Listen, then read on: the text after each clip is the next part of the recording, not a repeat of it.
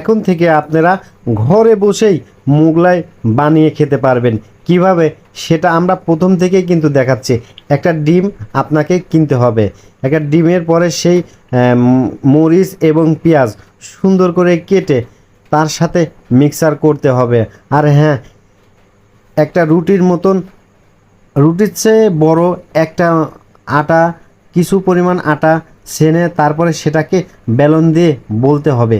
তারপরে এই দেখেন ডিমগুলো আর পেঁয়াজের সাথে আর মরিচের সাথে অনেক সুন্দর করে মিহিন করে আপনাকে কিন্তু মিশাতে হবে।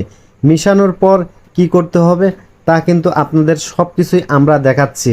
এই দেখেন মিশানোর পর সেই রুটির সাথে অনেক সুন্দরভাবে আপনাকে চার কিনারে আপনাকে মিশাতে হবে।